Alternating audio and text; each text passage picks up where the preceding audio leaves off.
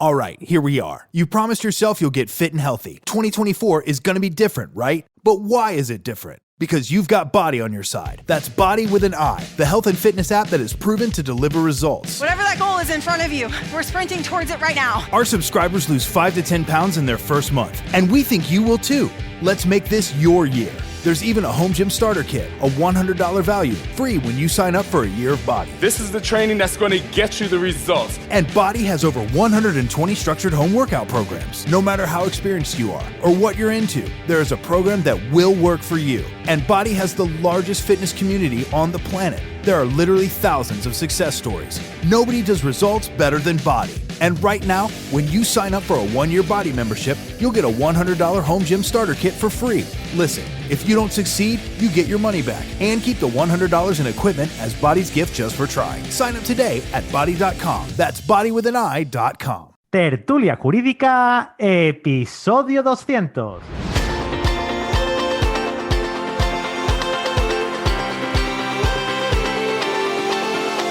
Hola, buenos días y bienvenidos a Tertulia Jurídica, el podcast donde los profesionales del derecho se quitan la toga y comparten su visión sobre temas de actualidad. Mi nombre es Ángel Seisdedos y soy el director de este programa.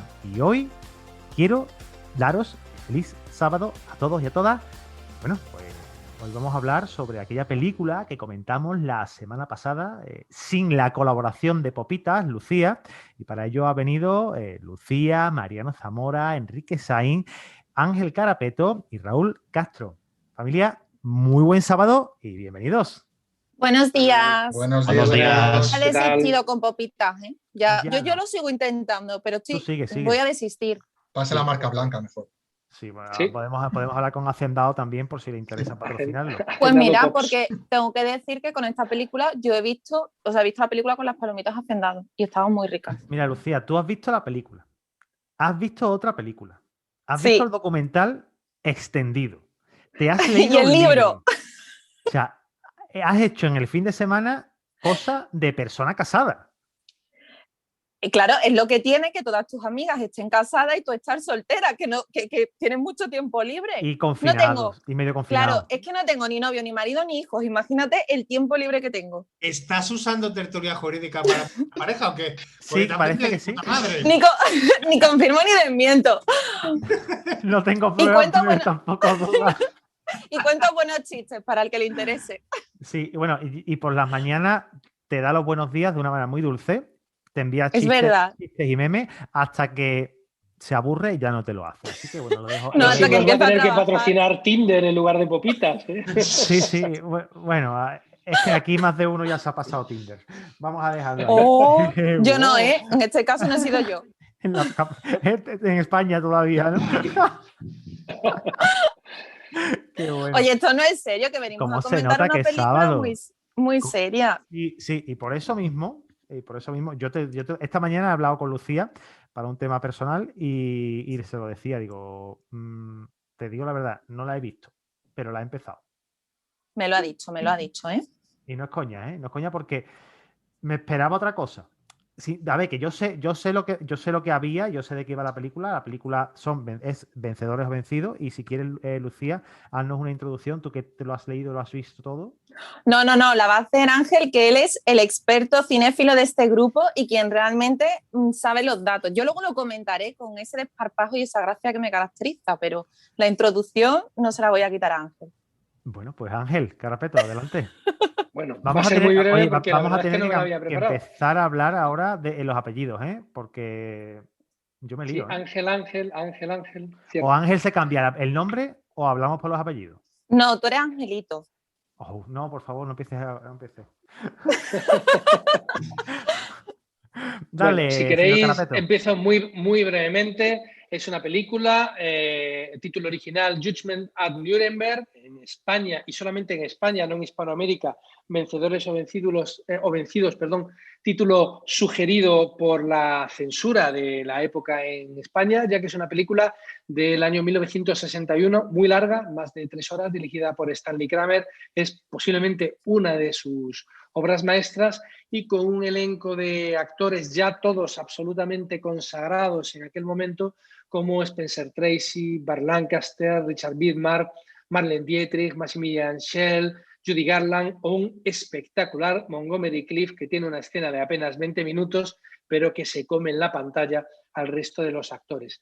Tuvo, a pesar de su prolongadísimo metraje, tuvo un gran éxito de crítica y de público y obtuvo 2 Oscars, de los cuales uno de ellos al mejor guión adaptado y el otro al personaje interpretado por al actor Maximilian Schell, que interpretaba el personaje del abogado defensor de los jerarcas nacionalsocialistas. Para resumir muy brevemente el argumento, en el año 1948, uno de los últimos juicios de Nuremberg, no fue el único, el de los jerarcas, dijéramos, que dirigían el país y que no habían muerto por la guerra o suicidados en los últimos días, pero hubo más juicios, estuvo el juicio de los médicos, estuvo el juicio de los industriales, y este es el que representa el juicio, el sometimiento a juicio en Nuremberg, solamente por parte de una de las potencias vencedoras, los Estados Unidos, del sistema judicial nacionalsocialista, motivo por el cual es de especial interés en esta tertulia jurídica,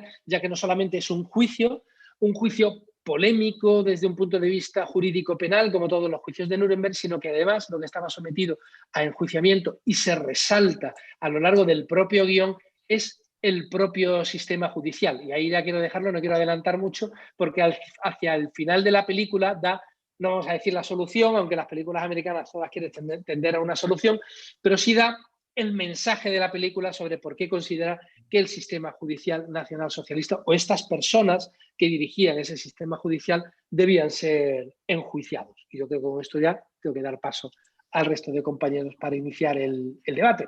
Pues maravilloso, gracias, como Ángel, siempre. Y con esto ponemos punto y final porque es siempre brillante, señor Carapeto.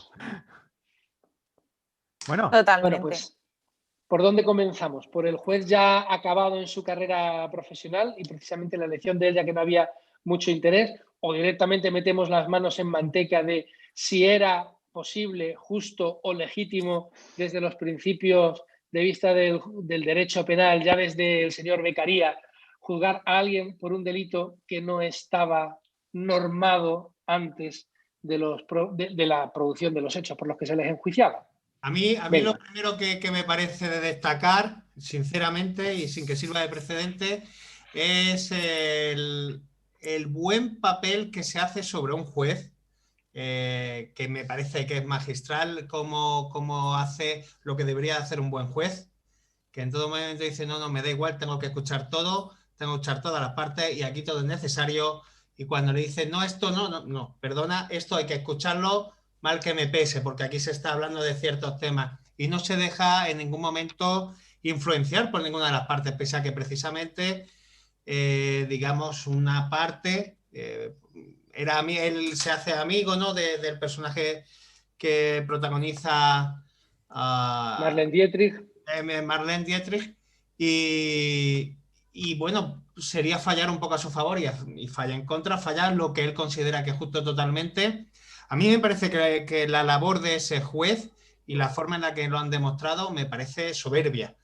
Sobre todo esa parte, pero creo que todos los actores de ese juicio, nunca mejor dicho, están soberbiamente representados porque, sin lugar a dudas, el abogado defensor hace una defensa a capa y espada que, bueno, le vale el Oscar, ¿no? Además.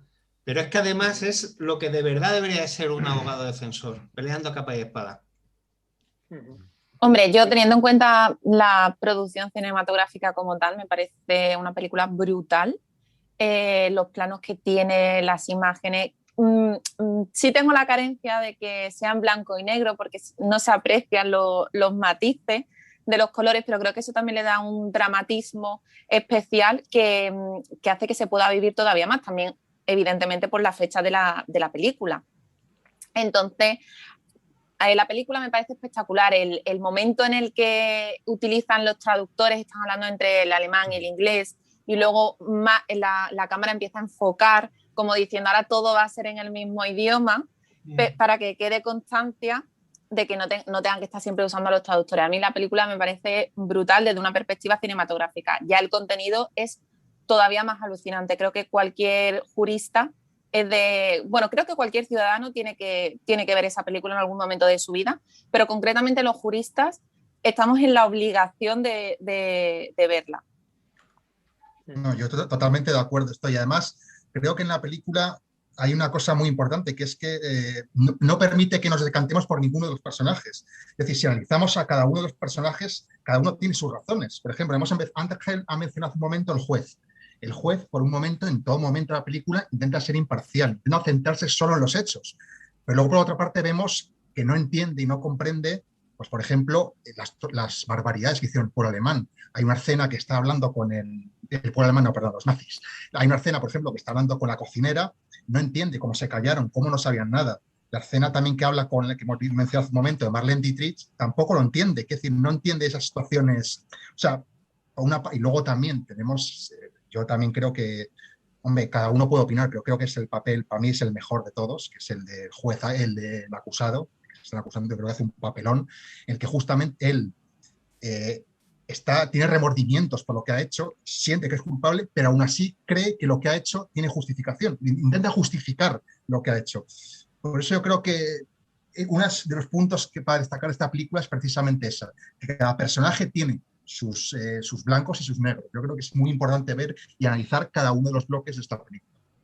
Además, yo creo que una cosa importante que tiene la película es que, dejando un poco al lado lo que pasó y lo que se está juzgando, creo que somos capaces de empatizar con todo lo que cada uno empieza a defender o a justificar, mejor dicho, ya sea los señores que están en la casa, cuando ellos cuentan una versión de cómo ellos lo han vivido, en el propio juicio, cuando el juez está paseando con la señora.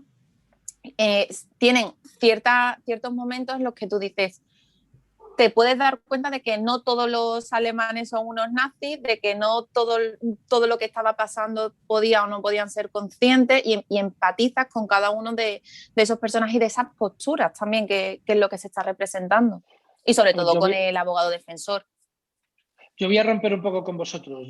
Hay posturas que sí, con las que sí, no os voy a decir que empatizo, pero sí me las planteo. Por ejemplo, con el juez Janning, que era quien citaba a Enrique, que representaba a Burt Lancaster, creo que era, ¿vale? Que sí es cierto que durante la película, sobre todo hacia el final, después de de que él pidiera declarar voluntariamente, hiciera esa declaración, que yo creo que es de las mejores escenas de la película, pone los pelos de punta realmente.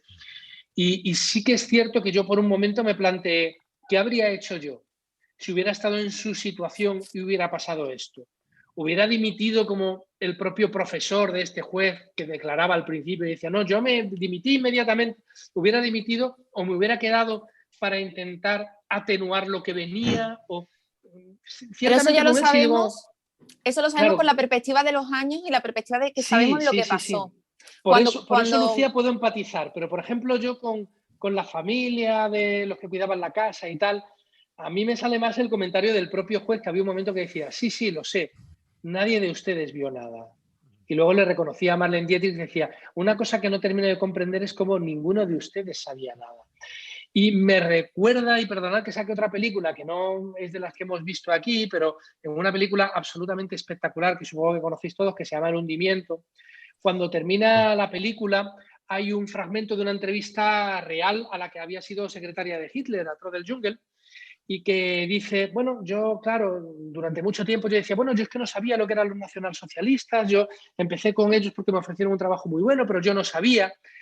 Y el trocito de entrevista que ponen justo al final de la película, cuando ya ha terminado, dice, pero años después leí sobre Sophie Scholl, que alguna vez os la he sacado aquí en las tertulias, que es esta chica alemana con 20 y pocos años a la que ahorcaron por distribuir unos panfletos en su universidad en plena guerra, y decía, leí sobre Sophie Scholl, dice, la Rosa Blanca, efectivamente, y dice, y casualmente me di cuenta de que Sophie Scholl tenía la misma edad que tenía yo cuando me uní como secretaria de Hitler, dice, y entonces me di cuenta de que eso no servía de excusa, de que si Sophie Scholl había sabido, yo tenía obligación de haber sabido también, ¿vale? Entonces, yo creo que ahí hay una polémica subyacente en la película, una de varias, no el único tema, que es, que además yo creo que sigue vigente hoy en día, que es, ¿cómo es posible que nadie supiera nada? Me estoy refiriendo al holocausto de 9 millones o de 6 millones de judíos, más los 3 millones de gitanos, más no sé cuánto.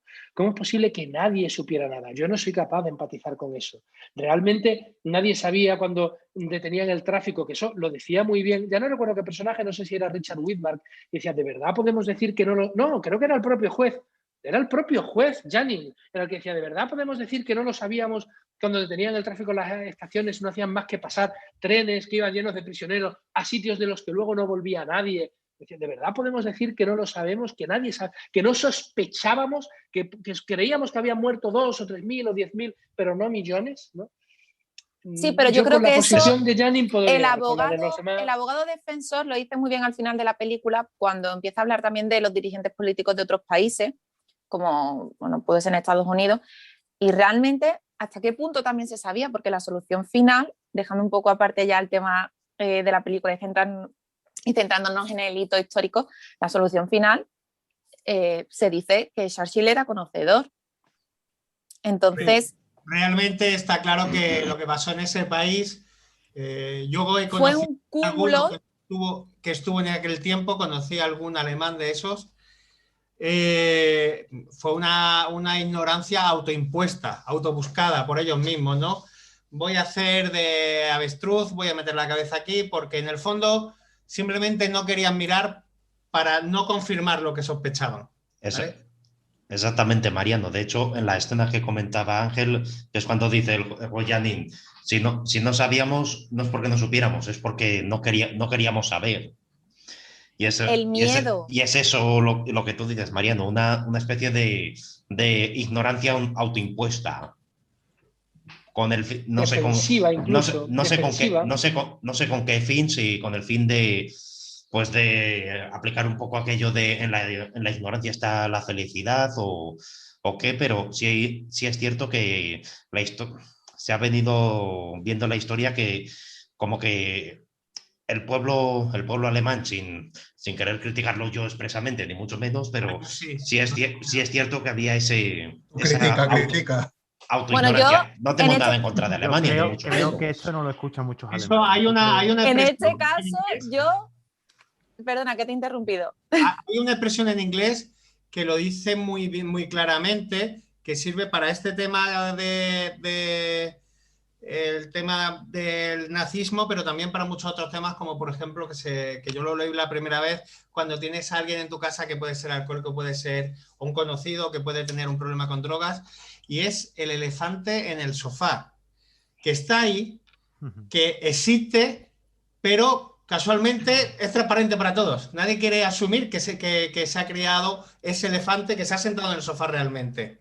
Todo el mundo lo ignora. Dice, no veo ningún elefante. Y porque ver el problema conlleva asumirlo. Y eso conlleva la responsabilidad de luchar contra él. Y eso es lo que ha pasado.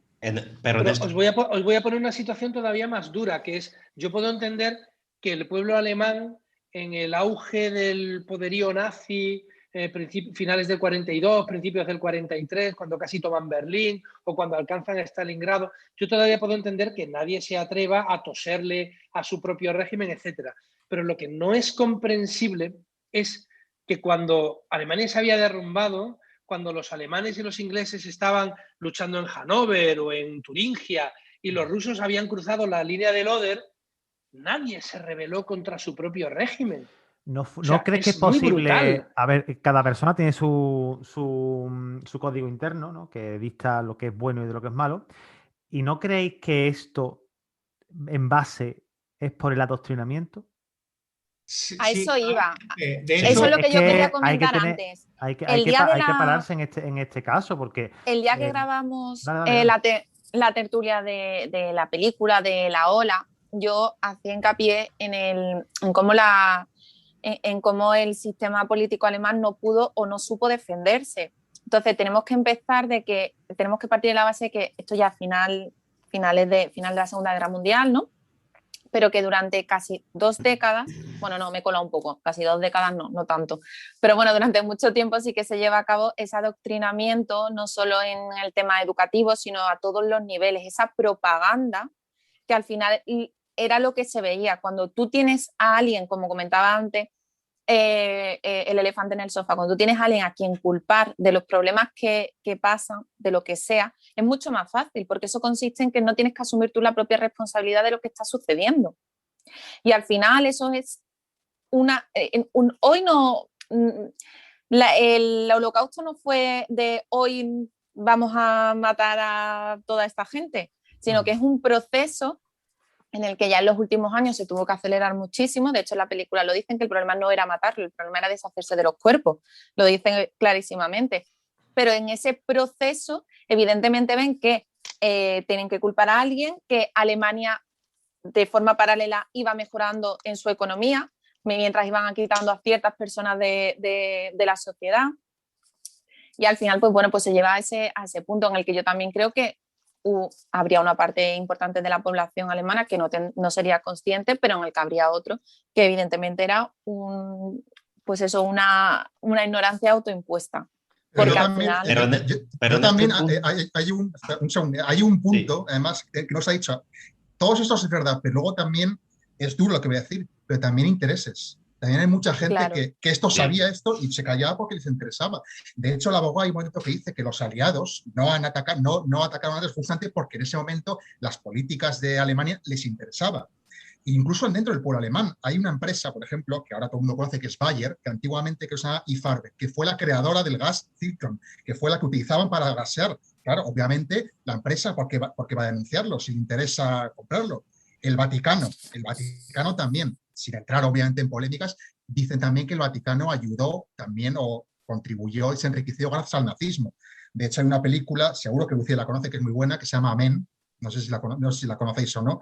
Los Tagabras. Sí, que trata sobre el silencio justo del Vaticano sobre estas cosas. Por eso digo que también había muchos intereses puestos en estas situaciones. Gente, claro que lo sabía, pero no le interesaba que se diese a conocer. Es muy duro.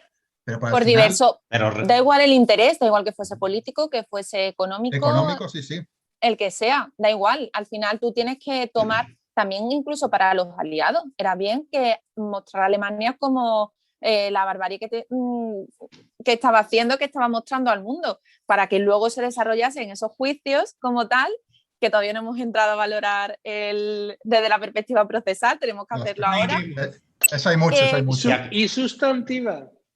Claro, y aquí entonces, perdón. Entonces creo que también eso pues contribuyó a que se agachase la cabeza, claro que sí.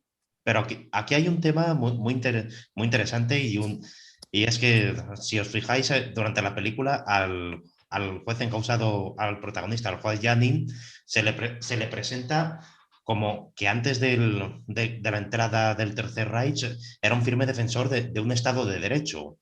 Por tanto, ya un demócrata.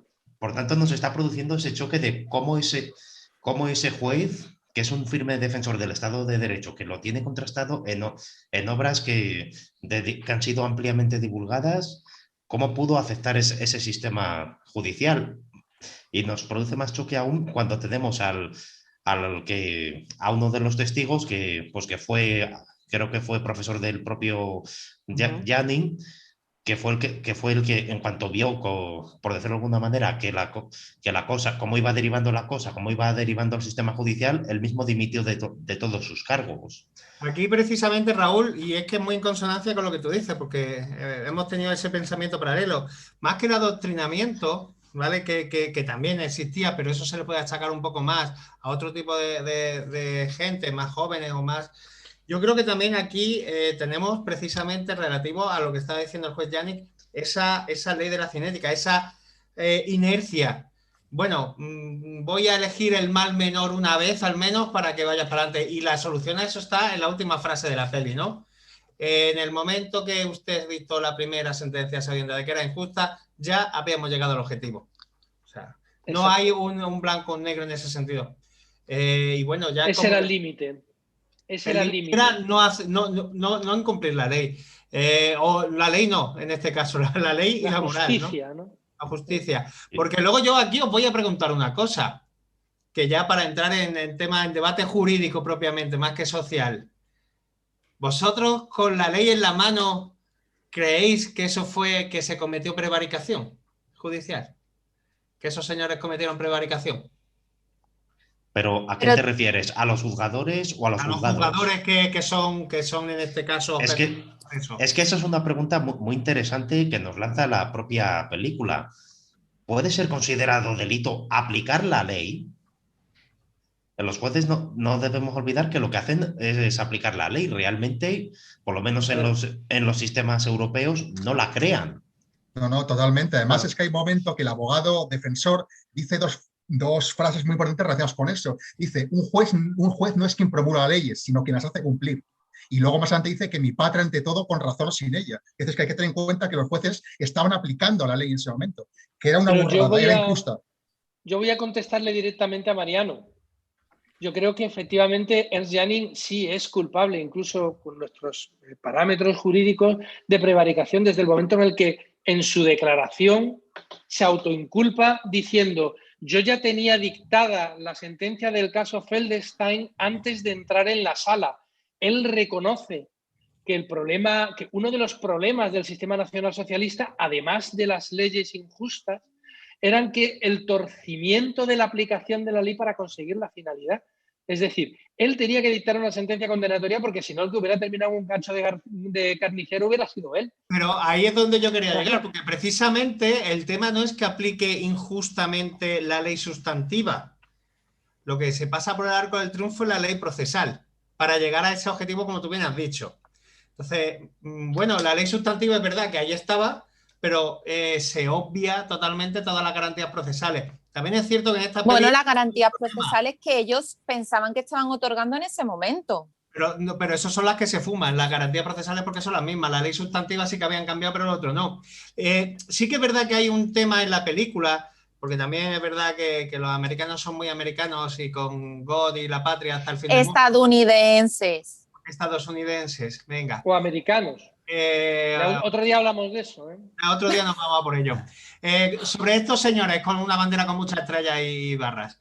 Estos señores también tienen el problema de que su sistema judicial, y antes lo decía Lucía, es muy diferente al nuestro y al la ley no crearse, no haber una ley positiva directamente, como aquí puede haber códigos penales, códigos civiles, etcétera, sino que se hacen por precedentes, por un derecho consuetudinario. En ese sentido, para ellos estaba más claro que estaban incumpliendo la ley. Pero claro, desde un punto de vista de derecho continental, cuando tienes una ley escrita es bastante más complejo. Claro, pero es que el tribunal que lo juzga es el tribunal estadounidense. De todas formas, teniendo en cuenta que desde el punto de vista del derecho continental, la Constitución de Weimar, aunque nos parezca loquísimo esto, nunca fue derogada, ¿vale? Lo que hizo Hitler fue aprobar una serie de decretos de excepción desde su posición de canciller que eran absoluta y notoriamente inconstitucionales, pero como dijéramos que prácticamente disolvió en la práctica el Tribunal Constitucional, bueno, lo convirtió con los suyos, ¿no? Con lo cual, lo que hizo fue destruir desde arriba la aplicación del derecho. Pero posiblemente, si hubiera habido jueces independientes y lamentablemente, pese a la famosa anécdota, dejó de haber jueces en Berlín, ¿vale? Lo cierto es que si hubiera habido jueces independientes en Alemania, y no hubieran temido por su vida en una aplicación estricta del derecho, posiblemente la gran mayoría de las leyes de Nuremberg y de otras leyes que dictaron los nazis habrían sido declaradas inconstitucionales por contravenir la Constitución de Weimar. Con lo cual, la contestación a lo mejor es todavía más compleja, porque efectivamente sí es cierto que cumplían la ley, aplicaban la ley, incluso había garantías procesales, pero eran leyes que contravenían la propia Constitución. De ahí que se hable que fue precisamente una autodestrucción del propio sistema, porque fue desde dentro. Fue desde dentro. No, lo que decía antes, no pudo o no supo defenderse. Exacto. Totalmente. Exacto. No, a mí me cosa mueve que también ahora, la película... y ya termino con eso, cosa que ahora no sucede. Precisamente existe una cláusula de intangibilidad en la Ley Fundamental de Bonn alemana, precisamente para evitar este tipo de situaciones. Sí, precisamente esto lo comentamos. Y hay otras constituciones que no la tienen, como puede ser, véase, la española. La española, efectivamente. De todas formas, Lucía, ¿tú crees, que has estudiado más la materia, que una cláusula de intangibilidad en la Constitución de Weimar hubiera cambiado algo? cuando No. se accede al poder de una forma tan violenta, yo creo No, que no hubiera un texto cambiado. escrito no tiene fuerza. Efectivamente, no hubiese cambiado nada. Creo que, pero también te digo una cosa, eso lo veo ahora en el año en el que estamos y con la perspectiva histórica que podemos ver de todo lo que sucedió durante el siglo XX en Europa en general. Pero sí que es cierto que no, yo creo que no hubiese cambiado nada, más que nada porque a la vista está de que no fue necesario que hubiese o que no hubiese una constitución. Se hizo lo que se quiso, se violó todo el Estado de Derecho literalmente y bueno, al final sabemos todos cómo termina el desenlace y lo que supuso En para ese la sentido historia. es muy importante que el resto de los estados no consientan que en un país se produzca eso. Y ahí lo engancho también muy bien con esa crítica que decías tú, que hacía el abogado defensor, y es verdad, no solamente al pacto Molotov-Ribbentrop que permitió el inicio de la guerra, sino también una crítica muy poco velada, además, a toda aquella política de contención, la famosa política de apaciguamiento del Reino Unido en los años 36, 37 y 38, permitiendo que Alemania pues militarizara el Ruhr, que había sido desmilitarizado por el Acuerdo de Viena, que Alemania se quedara con los Sudetes, que se anexionara a Austria con un referéndum ex post facto después de una invasión militar consentida, en fin, una serie de cosas que se dejaron hacer para apaciguar a un régimen que no tenía... La creencia... en los últimos 10 años? ¿Cómo? ¿No suena precisamente esa forma de actuar en algún sitio en los últimos 10 años? Bueno, 10, yo no diría tantos. Por ejemplo, en Ucrania. Sí. Por ejemplo. Cuando entraron, bueno, y después de una vez siguen, ¿no?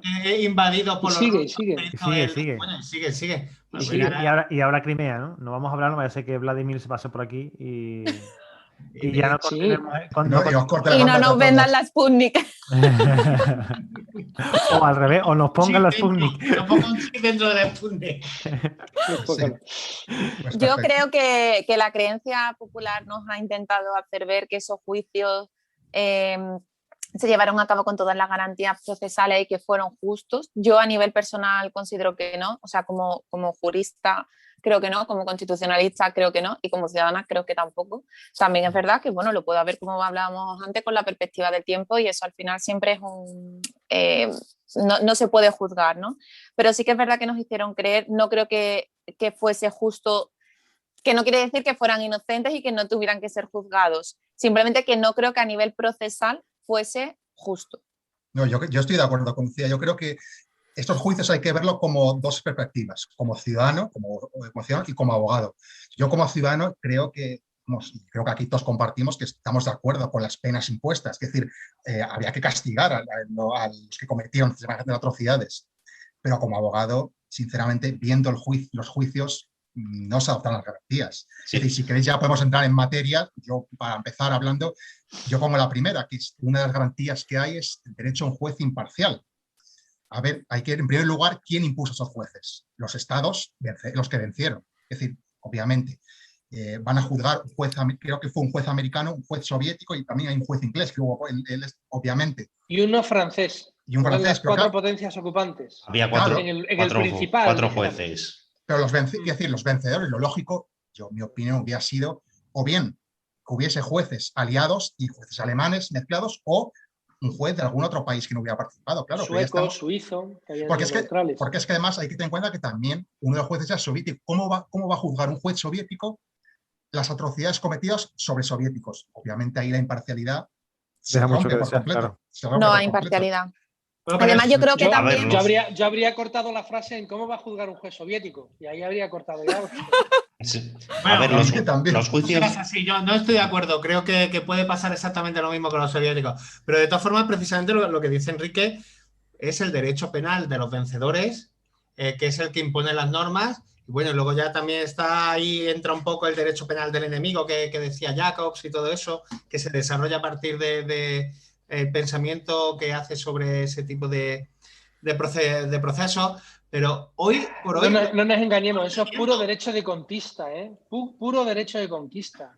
Claro, es derecho de conquista, pero... Es propaganda, pero es propaganda, nos venden una... No sé de qué nos asustamos cuando hoy por hoy Naciones Unidas está dirigida por los vencedores precisamente de la Segunda Guerra Mundial, que son los 5 países que tienen derecho a veto, que son los que son miembros permanentes del Consejo de Seguridad y que son los que realmente imponen todas las normas. Y cuando se hace, por ejemplo, el tribunal ad hoc, los tribunales ad hoc, como puede ser el de La Haya para los crímenes de guerra en la antigua Yugoslavia, lo imponen ellos. Estamos en lo mismo. Seguimos con el derecho del vencedor y de conquista. Digamos lo que digamos. Pero es que al final la historia la escriben los vencedores, nos guste o no nos guste. Es que eso es así. Y al final, aquí lo que ha sucedido. Claro, en todos los casos, por supuestísimo. Aquí lo que ha sucedido al final es que nos vendieron a nivel histórico y a nivel político como una victoria los juicios de Nuremberg, cuando personalmente creo que se ha tratado de una propaganda y de maquillar la historia. No porque hayan mentido, me refiero, sino porque no se ha hecho de manera correcta. Y al final los vencedores, en este caso Estados Unidos, y lo seguimos viendo, o sea, no nos engañemos, lo seguimos viendo en la actualidad, cómo se maquillan ciertas cosas, y eso para mí es propaganda. Y en relación a la propaganda, los nazis sí que saben mucho. Así que...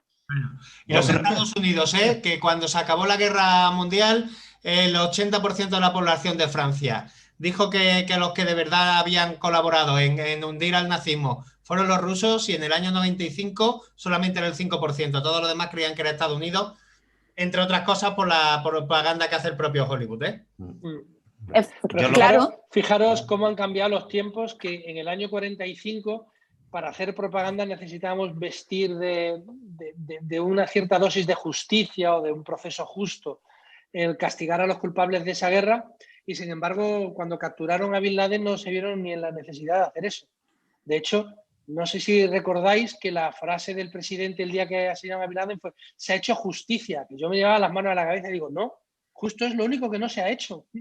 Lo único que no se ha hecho. O sea, justicia habría sido si lo hubieran capturado y lo hubieran llevado a un tribunal, pero si ha sido una ejecución extrajudicial, ¿qué justicia va a haber ahí? Además, esa creo recordar que salió una imagen de Hillary Clinton cuando estaban con la cámara, se suponía que era en directo, y lo estaban viendo, que era brutal la cara de Hillary mientras estaban viendo. Creo que recordar que fue esa. Sí, la cara de... Sí, eso recuerdo, no me acuerdo qué película también. Una peli decía, esas cosas se tienen que hacer, pero se hacen con asco y con repulsión. No se hacen con gusto ni disfrutándolas, ¿no? Bueno, volviendo al tema de la película, yo también creo que una vez que los grandes dirigentes alemanes estaban fuera de combate literalmente, había que buscar culpables a todos los niveles, y había que buscar culpables sí o sí. Era necesario.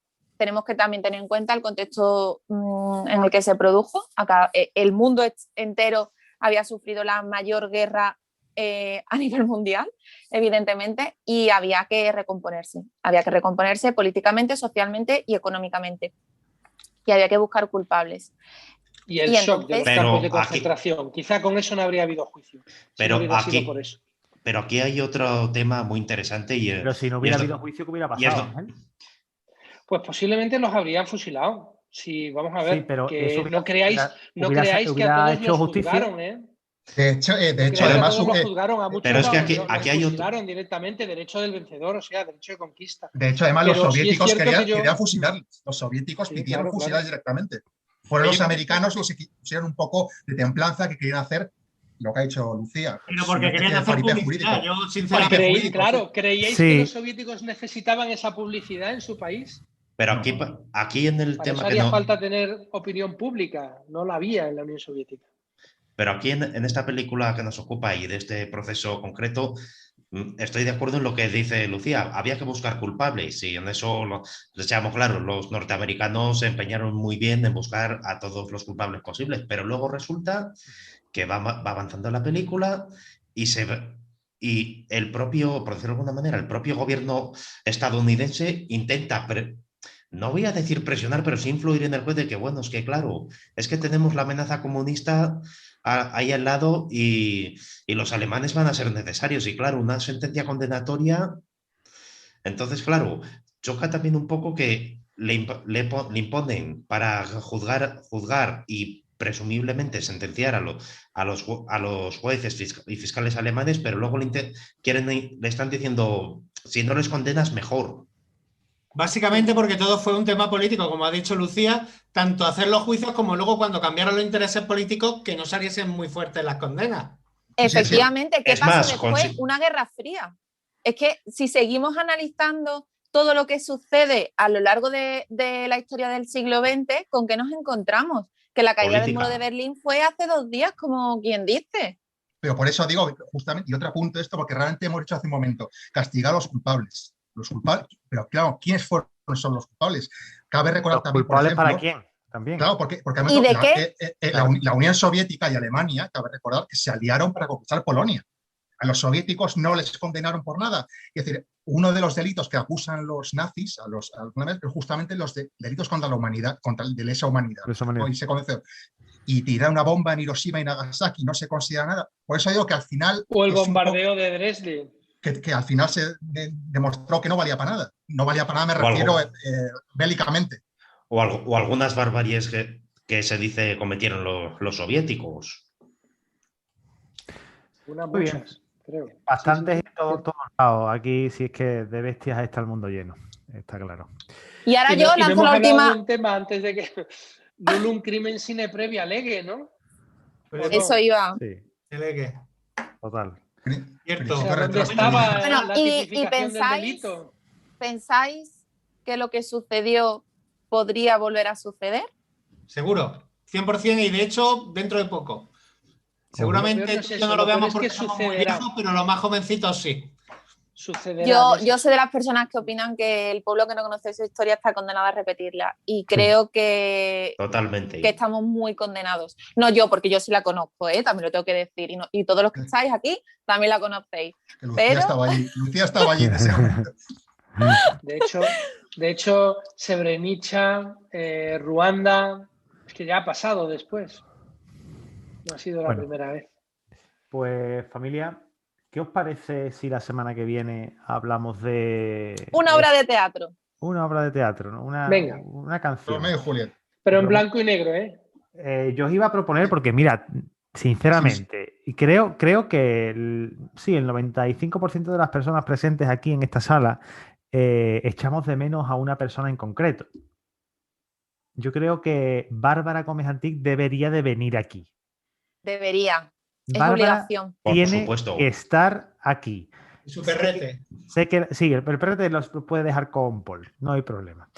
Pero ella lleva desde que dijimos de empezar a grabar esta serie de podcast, ella decía de ¿por qué no hacéis 12 hombres sin piedad? Es el momento de invitar a Bárbara. Bárbara, te queremos aquí. Bárbara, no te queremos, pero Bárbara, ven al podcast, por favor. No, yo sí la quiero, ¿eh? No, tenemos que utilizar esa arma porque si la hacemos la pelota, probablemente no venga. Vale, entonces nada. No te queremos hasta que vengas. Malapécora, no vengas. Te hace... Guerra fría. Una guerra fría contra Bárbara. Cuidado. No, yo no me metía con Bárbara, desde luego. Familia, oye, muchísimas gracias. La semana que viene vamos a grabar entonces 12 hombres sin piedad, que creo que es una película bastante clásica. A Ángel también le apetecía, señor Carapeto. Vamos a llamarlo por los apellidos a partir de ahora, ya lo hemos comentado. Nos apetece a todos esa película. Pues entonces, go ahead. Unanimidad. Y unanimidad. Perfecto. Familia, muchísimas gracias por el ratito. Lucía, si queréis hablar de política alemana, me tenéis que llamar algún día y yo encantadísima. Bueno, pues ya está. Pues para hablar de política alemana, cerveza alemana y Frankfurt, para hablar con Lucía, sin problema. Las salchichas no me gustan. Muchísimas gracias por el ratito y nos escuchamos el lunes aquí en tu podcast, en Tertulia Jurídica. Chao. Chao. Fin de... Bárbara se cambió a TurboTax después de renunciar a la panadería de su familia para hacer perfumes.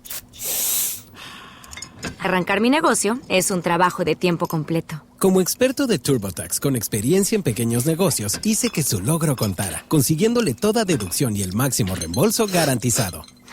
Huele a éxito. Cámbiate a Intuit TurboTax y haz que tus logros cuenten. Detalles de la garantía en turbotax.com/garantías. Expertos bilingües solo disponibles con TurboTax Live.